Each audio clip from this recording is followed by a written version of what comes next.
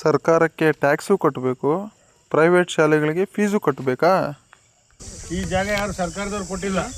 ಪೂರ್ಣ ಹಿರಿಯರೋ ದಾನಿಗಳು ಕೊಟ್ಟಿರುವಂತ ಜಾಗ ಇದು. ಸ್ವತಂತ್ರ ಪೂರ್ವದಲ್ಲೇ ಗೌರ್ಮೆಂಟ್ ಸ್ಕೂಲ್ ಸೇರ್ಸಿದ್ರೆ ನಿಮ್ಗೆ ಈ ಸೌಲಭ್ಯ ಅದೇ, ಇಲ್ದಾರ ಇಲ್ಲ ಅಂತ ಕಾನೂನು ತರಬೇಕು. ಸ್ನೇಹಿತರೆ ನಮಸ್ಕಾರ. ಇವತ್ತು ನಾವಿರೋದು ಮಂಡ್ಯ ಜಿಲ್ಲೆಯ ಗೋಪಾಲಪುರ ಅನ್ನೋ ಒಂದು ಊರಲ್ಲಿದ್ದೀವಿ.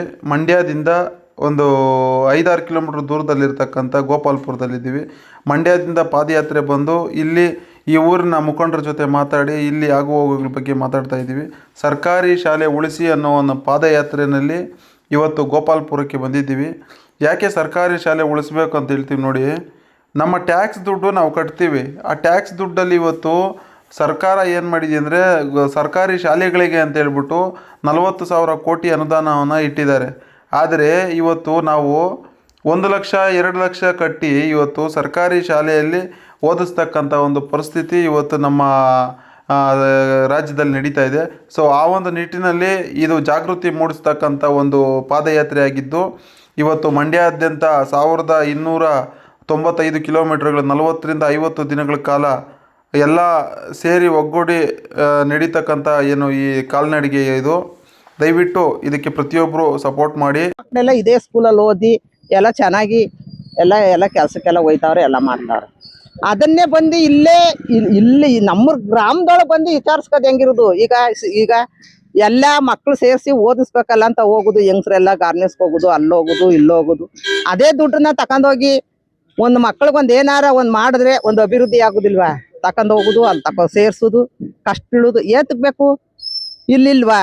ಇದನ್ನ ಈಗ ನೀವೆಲ್ಲ ನಿಂತ್ಕಂಡು ಈ ಸರ್ಕಾರಿ ಸ್ಕೂಲ್ ಸೇರ್ಸಿದ್ರೆ ನಿಮ್ಗಿಂತ ಸೌಲಭ್ಯ ಅದೇ, ಇಲ್ದಾರ ಇಲ್ಲ ಅಂತ ತೀರ್ಮಾನ ಕೊಡ್ಬೇಕು. ಅದು ಮಾಡಿದ್ರೆ ಜನ ಬುದ್ಧಿ ಕಲಿದು ಎಲ್ಲ ಹೋಗುದು. ಅವ್ರಿಗಿಂತ ನಾವು ಕಡಿಯ, ನಮ್ಗಿಂತ ಅವ್ರ ಕಡಿಯ. ನಮ್ಮ ಮಕ್ಳು ಅಲ್ಲೋದ್ಲಿ, ಅವ್ರ ಮಕ್ಳೆಲ್ಲ ಅಲ್ಲೋದ್ತಾರೆ ಅನ್ನೋದು. ಇಷ್ಟು ಸಾಲ ಮಾಡ್ಕೊಂಡು ಓದುದು.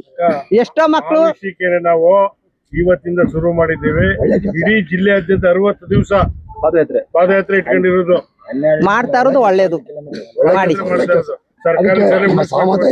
ಸರ್ಕಾರಿ ಶಾಲೆ ಈಗ ಖಾಸಗಿ ಶಾಲೆ ಕಳಿಸ್ತಾವ್ರಲ್ಲ, ಅಲ್ಲೇ ಶಿಕ್ಷಣ ಕೊಡ್ತಾರೆ. ನಮ್ ಗ್ರಾಮದಲ್ಲೇ ಕೊಡ್ಬೇಕು, ಕೊಡ್ಬೇಕು. ನೀವ್ ಹೇಳ್ದಂಗೆ ಅದಕ್ಕೋಸ್ಕರ ಈ ಹೋರಾಟ ಮಾಡ್ಕೊಂಡಿದೀವಿ. ಏನು ಈಗ ಆಶೀರ್ವಾದ ಮಾಡಿ. ಈಗ ನಮ್ಮ ಮೈದಾರ್ ಹೇಳಿದ್ರು ಏನು ಸೌಲಭ್ಯ ಇಲ್ಲ, ಎಲ್ಲಾ ಸೌಲಭ್ಯನು ಅದೇ. ಇಲ್ಲಿ ಸ್ಕೂಲಲ್ಲಿ ಒಳ್ಳೆ ವಾತಾವರಣ ಎಲ್ಲ ಅದೇ, ಏನು ಇಲ್ಲ. ಎಲ್ಲ ಬೈದಾಣ ಆಟ ಮೈದಾನ ಬಣ್ಣ ಹಚ್ಬಿಟ್ಟು ಜನಗಳಿಗೆ ಬಣ್ಣ ಬಳಕದೆ. ವಿಷಯಕ್ಕೆ ಒಂದ್ ಹೇಳ್ಬಿಡ್ತೀನಿ ನಿಮ್ ಮುಖಾಂತರ. ಇಡೀ ಊರವರೆಲ್ಲ ಸರ್ಕಾರಿ ಶಾಲೆ ಉಳಿಸಕ್ಕೆ ಒಗ್ಗಟ್ಟಾಗಿ ಅದನ್ನೇ ಈಗ ನಾನು ಹೇಳ್ತಾ ಇರೋದು. ಸ್ಕೂಲ್ ಗೌರ್ಮೆಂಟ್ ಸ್ಕೂಲ್ ಸೇರ್ಸಿದ್ರೆ ನಿಮ್ಗೆ ಈ ಸೌಲಭ್ಯ ಅದೇ, ಇಲ್ದಾರ ಇಲ್ಲ ಅಂತ ಕಾನೂನು ತರಬೇಕು. ನಮ್ಗೆ ನಾವೇನು ವಿದ್ಯಾವಂತರೆಲ್ಲ ನಾನು ಮಾತಾಡಕ್ ಬರೋದಿಲ್ಲಪ್ಪ. ನಾನು ಹೇಳಿನಿ ಈ ಸೌಲಭ್ಯ ಇಲ್ಲ ನಿಮ್ಗೆ. ಗೌರ್ಮೆಂಟ್ ಸ್ಕೂಲ್ ಸೇರಿಸಿ ಮಕ್ಕಳ ಓದಿಸಿದ್ರೆ ನಿಮ್ಗೆ ಈ ಸೌಲಭ್ಯ ಅದೇ, ಇಲ್ಲ ನಿಮ್ ಮಕ್ಳಿಗೆ ನಿಮ್ಮ ಮಕ್ಳಿಗೆ ಹೇಳಿ ನಿಮ್ಗೆ ಯಾವ ಸೌಲಭ್ಯನು ಕೊಡೋದಿಲ್ಲ ಅಂತ ಕಾನೂನು ಮಾಡಿದ್ರೆ ಅವರೇ ಸೇರಿಸ್ತಾರೆ. ಸರ್ಕಾರಿ ಶಾಲೆಗಳಲ್ಲಿ ಇವತ್ತು ಟೀಚರ್ ಆಗಿರುವಂತವ್ರ ಮಕ್ಕಳು ಸೇರ್ಬೇಕು. ಅವ್ರ ಮಕ್ಕಳೆಲ್ಲ ಅಲ್ಲೋ ಓದುದು, ನಮ್ಮ ಮಕ್ಕಳೆಲ್ಲ ಇಲ್ಲೋದುದು ಅಂತ ಕೇಳ್ತಾರೆ. ಎಲ್ಲ ಅವರು ಪ್ರೇಮ ಅವರು ಇವರು ಚಿಂದಗಿರಿ ದೊಡ್ಡಿಯ ಮಹಿಳೆ ಮತ್ತು ಅವ್ರು ಹೇಳ್ತಾ ಇದ್ರು, ನಮ್ಮ ಮಕ್ಕಳು ಮೊಮ್ಮಕ್ಕಳು ಎಲ್ಲ ಇದೇ ಶಾಲೆಯಲ್ಲಿ ಹೋದ್ರು. ಈ ಒಂದು ಶಾಲೆಗೆ ಒಂದು ಘಟ ವೈಭವ ಇದೆ. ಆ ತರದ್ದು ಇವತ್ತಿನ ಮಕ್ಕಳುಗಳಿಗೆ ಅವಕಾಶ ಇಲ್ಲ ಅಲ್ವ ಅನ್ನೋದನ್ನ ಬೇಸರ ವ್ಯಕ್ತಪಡಿಸ್ತಾ ಇರೋದನ್ನ ನೀವೆಲ್ಲ ನೋಡ್ಬೋದು. ಚಿಂದಗಿರಿ ದೊಡ್ಡಿ ಮಾಜಿ ಗ್ರಾಮ ಪಂಚಾಯತ್ ಅಧ್ಯಕ್ಷ.